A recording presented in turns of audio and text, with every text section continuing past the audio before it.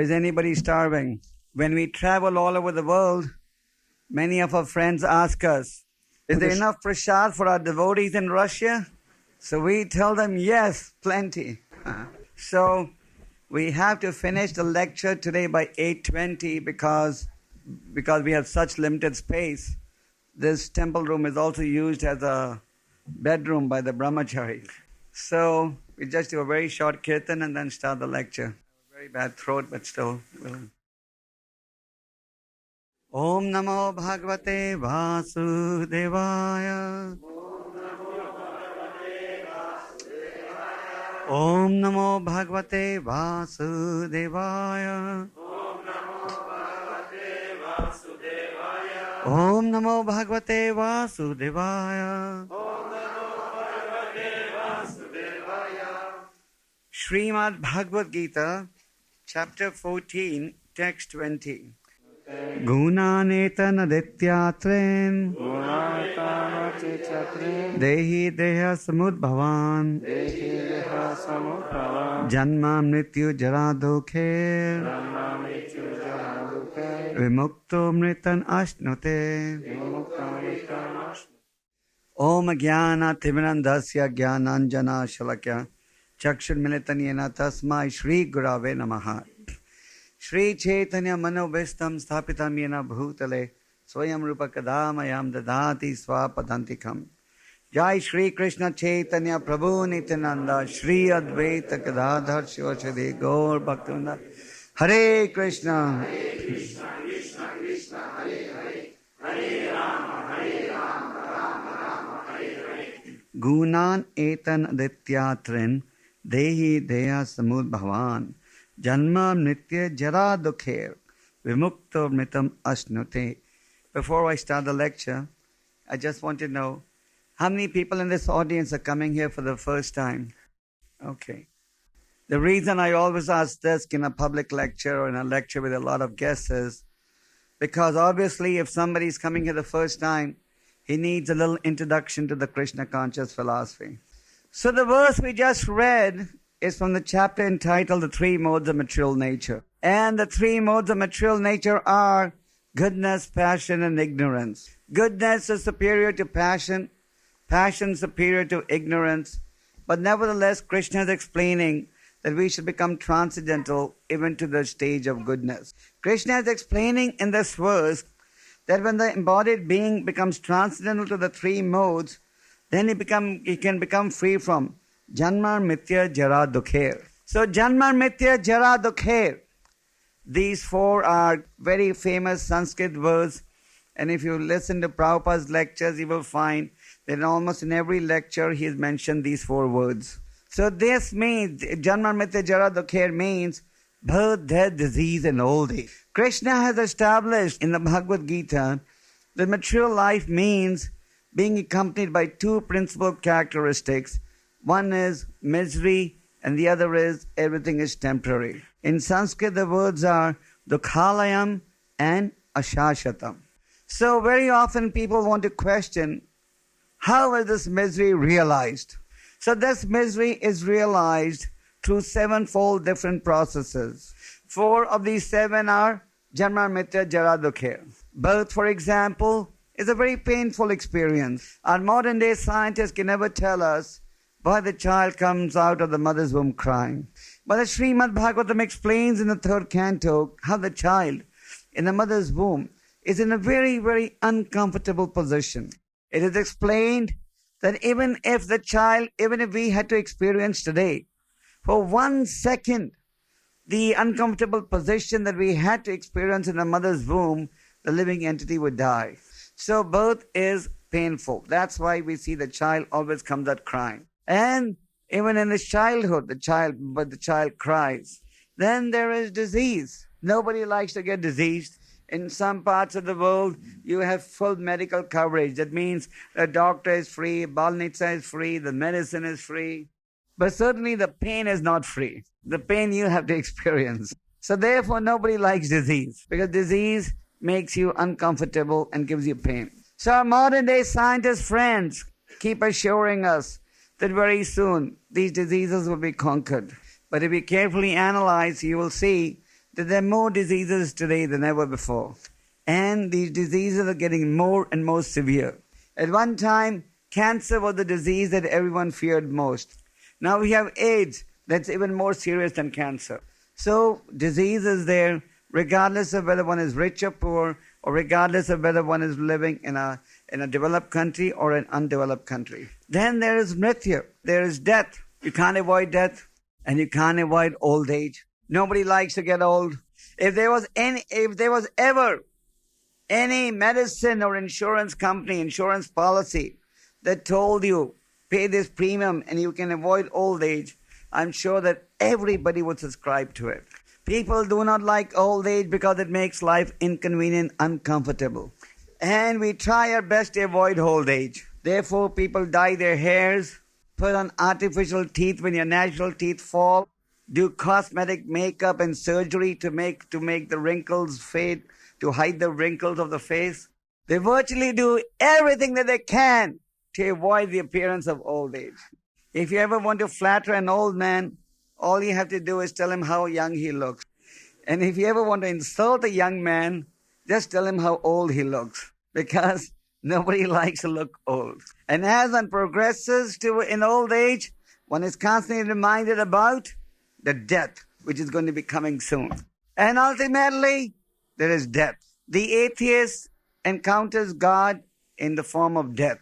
But now besides these 4 former miseries that are mentioned in this verse, there are 3 other calamities that we have to be aware of. One is the misery caused by the mind. Regardless of where you are, the mind is always giving trouble. And it's giving trouble in so many different ways. You see somebody else making more progress than you, the mind bothers you. You see some new product in the market, your mind bothers you. Come on, you should make dengue by hook or crook and go and buy this product. You have a relative, a friend, a dear one who passes away, your mind bothers you. See, your friend, relative has died. So the mind is constantly presenting obstacles, creating a disturbance. Then other living entities are bothering us. You have the other entities, you can include human beings in this category. And even the animals, even the small creatures like the mosquitoes or the flies or the bugs. Come on, Ray. Huh? Yeah. You may buy a house in a very expensive area, but the fly reserves the right to make your life miserable at night.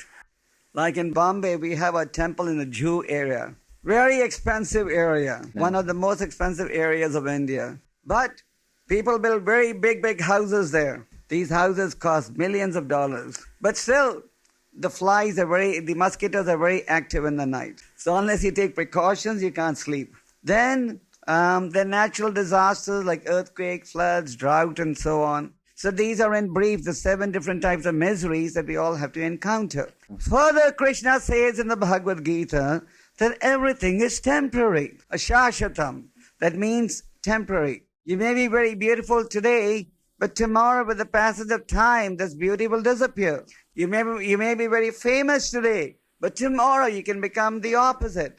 Just like in your country, at one time there was one personality who was very famous. But today, day by day, he's becoming infamous. I won't tell you his name in public, but you can understand. So, this is material life. You may be very powerful today, but tomorrow you can become weak. So, Krishna says that this material world is nothing but a place of misery. So, Krishna, in this chapter, the 14th chapter called the 3 Modes of Material Nature, Krishna is explaining to us how we should perform our actions in such a manner that we are even transcendental to the modes of goodness. In other words, this stage is called the stage of pure goodness. And this is described as that stage in which one learns to act strictly for the pleasure of the Lord.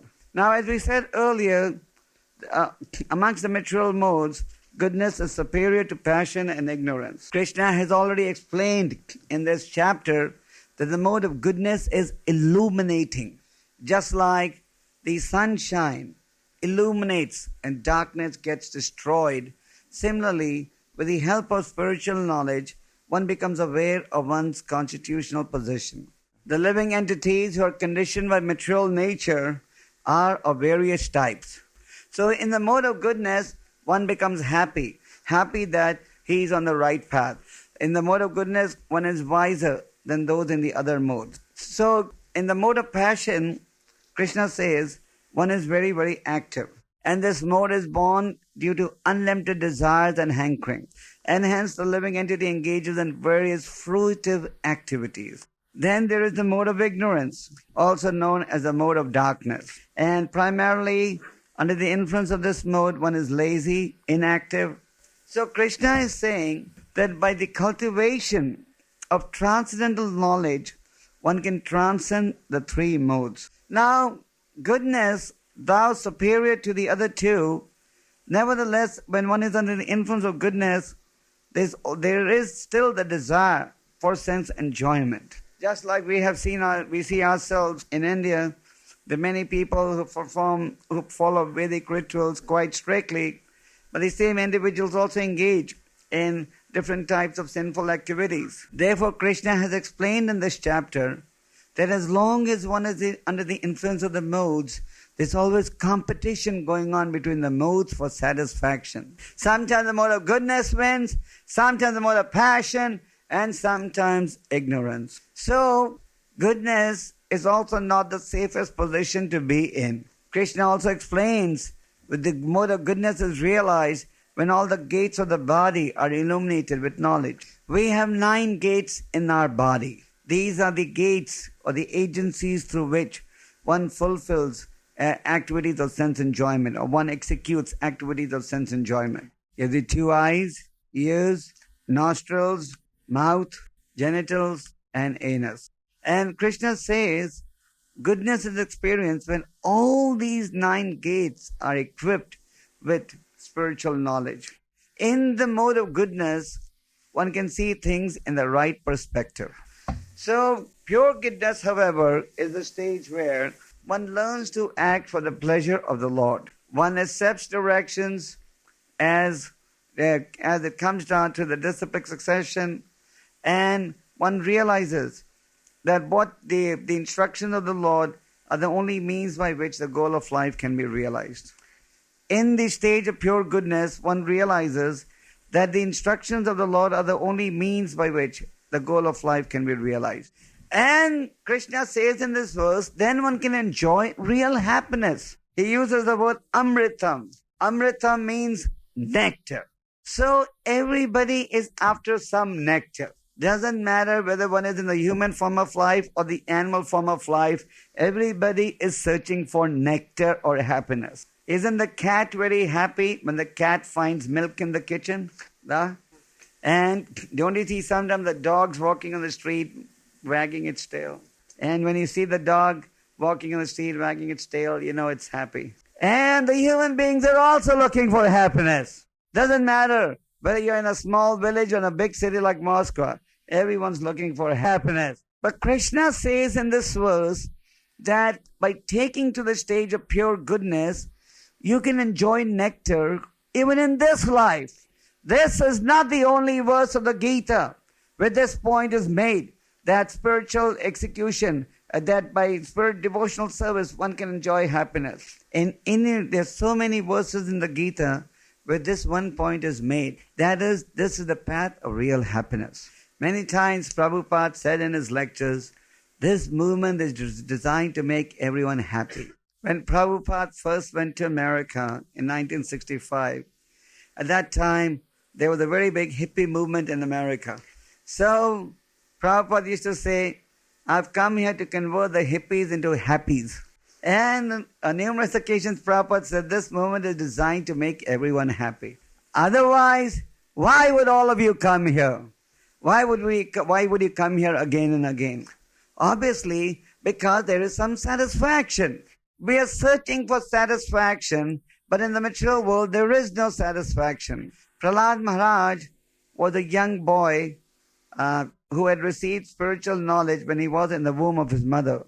He was the son of a very rich man. He's nice.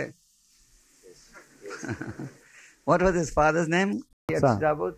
So all of you know Hiranyakashipu only as a demon. But he was not just a demon. He was a millionaire. He was a king. Very rich man. So Prahlad had all the material comforts that anybody could desire. So Prahlad Maharaj He had received spiritual knowledge when he was in the womb of his mother. It's a long story for which we don't have time. But Narada Muni had instructed him when he was in the... Narada Muni actually had instructed his mother, but because he was in the womb, he also heard this knowledge. So Prahlad Maharaj said, Na te vidum swarta gatim hi Vishnum durasa ye bhair arthamanina andha yathandher upaniyamanas. The translation of this Sanskrit verse is as follows. He says, Na te vidum. People do not know how real happiness can be found. So that's a fact. People do not know how real happiness can be found. And everybody is misguided. It's the blind leading the blind. Those who are unaware about the goal of life, how can they direct others towards the goal of life? I once saw a painting. There was a paint in a Back to Godhead magazine. They had reproduced a painting that is on exhibit at the French Museum in Paris. The painting showed a blind man leading all others who were also blind. And there was a big ditch in the front, and they all fell in the ditch. So that is the result. When the leaders are blind and the followers are blind. So that is the position in society, to the blind leading the blind. Therefore Prahlad Maharaj says, Andha yathandhe rupaniyamana. Andha. Andha means blind. So that is the reality. That is the position in society today. There may be so many so-called educational institutions of learning. Just like in your country, you have, in Moscow, you have Magu. So in MGU University, I'm sure there's so many departments of knowledge. But is there any department that tells you what happens after death? In your country, there's so many institutions of higher learning. Is there any institution that tells you what happens after death? Da? Da? Niyat? No, da. ISKCON. ISKCON as an institution is also in your country, isn't it? Da? So, there's only one institution that tells you what happens after that. The other institutions don't tell you what happened after that. So, this is exactly what Prahlad Maharaj said. He said people do not know how real happiness can be found, and the blind are leading the blind. And because the leaders are blind, the followers are also blind. None of them know what is the goal of life, what is the real identity, and what is the true means of happiness. So Krishna consciousness means philosophy that makes you happy. Happy now and happy tomorrow. And real happiness. Material happiness has a beginning and an end. You may be a powerful dictator, but when you're out of office, you become sad. Even the so-called pleasure of sex life is very, very temporary. So therefore, one who's intelligent searches for permanent happiness, not temporary happiness. Further, material happiness may give you some pleasure in the beginning, but in the end, it becomes a source of entanglement. You realize this entanglement in two forms. One is when you violate the laws of God and engage in sinful activities, you experience material misery in the form of disease. If you smoke, you can get cancer. Even eating meat gives cancer. You have free sex. You want to live in a society of free sex? Fine, go ahead and get hit by AIDS. You want to take a lot of vodka? Take vodka and then get disease. Plus, for all these things, you need Manoga Dengi Tosa. It's not free. Plus, it's not that the suffering ends with your getting diseased. Because of all the sinful activities you perform, then in your next birth, take birth in the lower forms of life. So what's the value of this so-called material pleasure? Now, as opposed to material pleasure, there is the opportunity in the human form of life to experience spiritual pleasure. Chaitanya Mahaprabhu in his Shastra verse has told us the nature of spiritual pleasure. Chaitanya Mahaprabhu said, Ananda Buddhi Vardhanam Pratipadam Pumnam Ratasvadanam Sarvata Snapam Param Vijayata Shri Krishna Samkirtanam. Chaitanya Mahaprabhu says that the nature of spiritual pleasure is, it is always increasing. In the material world, we all have experience of oceans, isn't it? And when you go and stand on the side of the ocean, you can see the waves of the ocean. But you can see the waves of the ocean even when they get high. There's a limit to the height of the waves. Because if there was no limit to the height of the waves of the ocean, all the earth would be covered by water and we would all be drowned. So there's a limit to the height of the waves of the material ocean. But spiritual ocean, there is no limit. Chaitanya Mahaprabhu says it is always increasing. Bolshoi. So, the next question is, how do you get this spiritual nectar? Now, how many people in this room want spiritual happiness versus material happiness? Hands up. Everyone. See ya. Kṛṣṇa. Really. So, for this spiritual happiness, you have to pay a price. We are also capitalists. Now in your country, everyone's a capitalist, isn't it? Therefore, all the streets have become bazaars now. Especially when you go to Leningrad, you really see the bazaars in action. So we also give nothing free. Now, should we charge you in currency or rubles? Okay. We won't charge you either in currency or in rubles. But you have to give something else. And what is that something? Your time. You have to use your time to understand this philosophy and to practice the instructions of the Lord. So if you want to have spiritual happiness, you have to pay the price. You can't say, oh, I want spiritual happiness, I want love of God, I want Kṛṣṇa, but I don't want to pay the price. You see this in India all the time. They all want love of God. But when you ask them, are you ready to pay the price? Then they just smile. So you have to pay the price. Kṛṣṇa says in the 18th chapter, Sarva dharmam paritajya mam ekam sharanam raja ham tvam sarva pape bhaya mokshami ma suchaha. Kṛṣṇa says, I will protect you from all sinful reaction, but I will only protect you if you surrender to me. So we have to surrender to Kṛṣṇa. Since times immemorial, we have been surrendered to our mind and senses. And therefore, we only want to do what the mind says. But next minute, whom says it is bad, Kloka, you reject it. So we have to recognize that the mind and the senses are not our friends. They are our enemies. The uncontrolled mind, the contaminated mind, the polluted mind is your enemy. But the purified mind is your friend. And the purified mind was reflected by Vyasadeva. So Vyasadeva compiled the vast Vedic literature. And the spiritual master, acting as the representative of Vyasadeva, is reminding us about Vyasadev's teachings. So just like a diseased man becomes healthy by taking medicine, we can become healthy, free from our disease condition by taking spiritual medicine. Spiritual medicine is very tasty. But even though it's tasty, in the beginning you may not experience the taste. Rupa Goswami, a great devotee of the Lord, gives an example. He gives the example of a jaundice patient. He says that if when you're suffering from jaundice, then even when you taste sugar, you can't taste the sweetness of sugar. You have jaundice disease in your country? Okay. So those of you who have had jaundice may remember that when you were sick with jaundice, you could not even appreciate the sweetness of sugar. But as you recover from the disease, the tasteness of sugar begins to be appreciated. And when you become healthy, you can appreciate it fully. So similarly, in the very beginning, you can't appreciate the transcendental sweetness of the holy name. But as you go on chanting, you will go on getting purified. And the dirt from the heart will begin to melt. And gradually you'll appreciate the sweetness of sugar more. So the holy name is sweet. The message of the Lord is sweet. The philosophy you hear is sweet. The deities you see on the altar are beautiful. But unfortunately, we cannot appreciate the beauty or the sweetness. So that is why we take to the process of devotional service, which is a means to purify our mind and senses. So by chanting the Hare Krishna mantra, reading the Bhagavatam, Bhagavad Gita, associating with devotees, we have the opportunity to cleanse the heart and to become spiritually happy.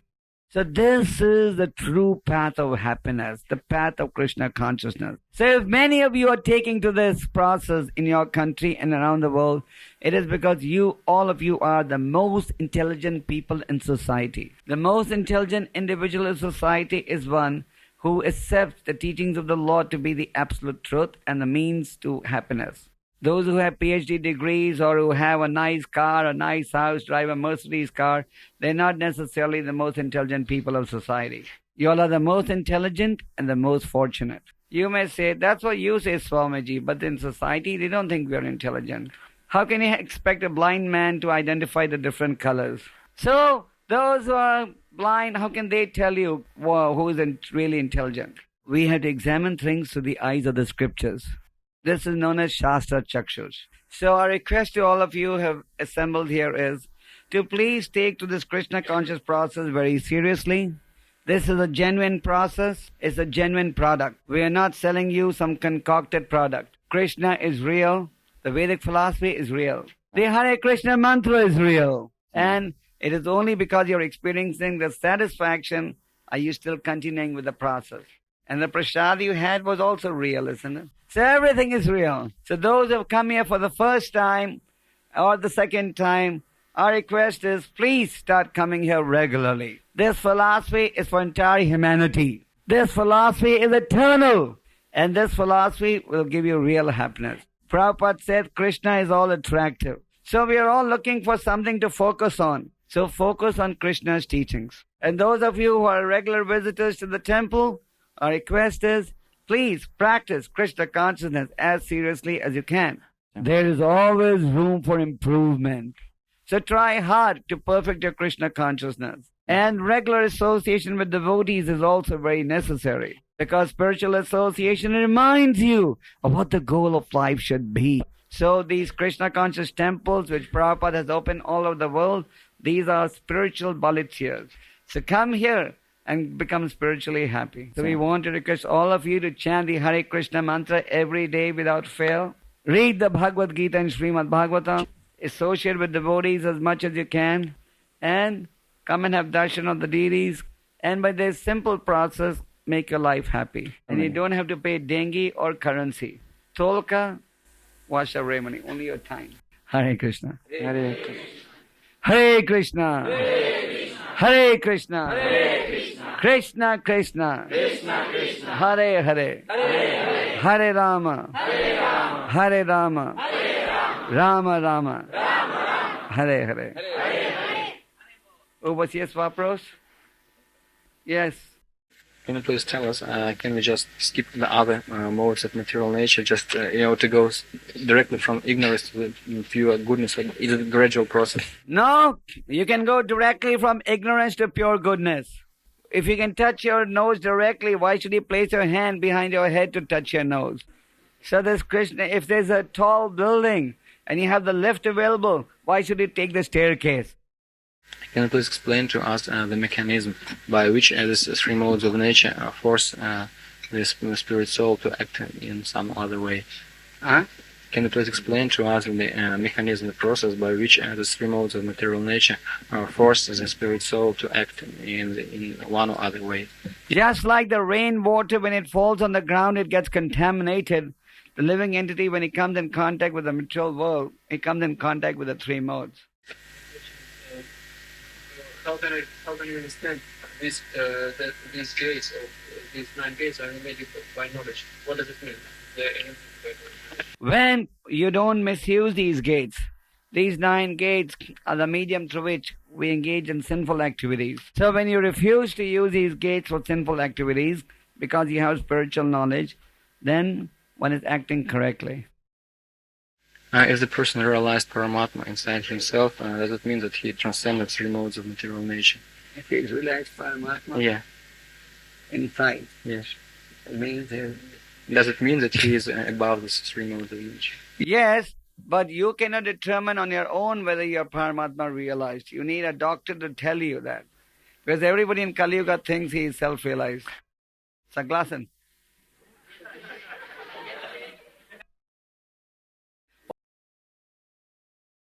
Он говорит хорошо французский язык тоже. Я понимаю, когда он говорил французский язык.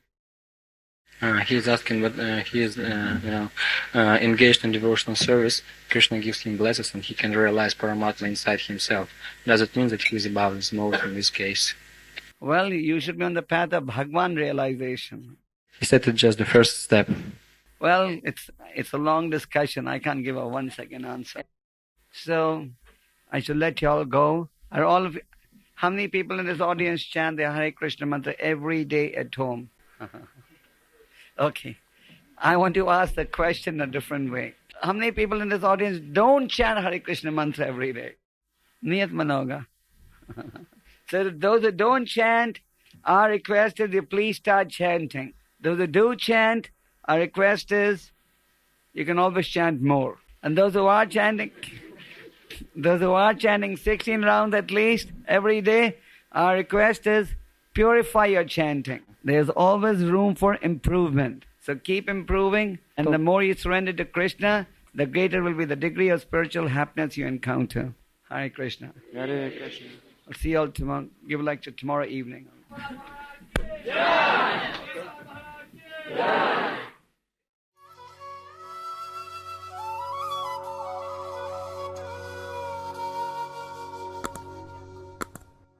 Hare Krishna, Krishna Krishna,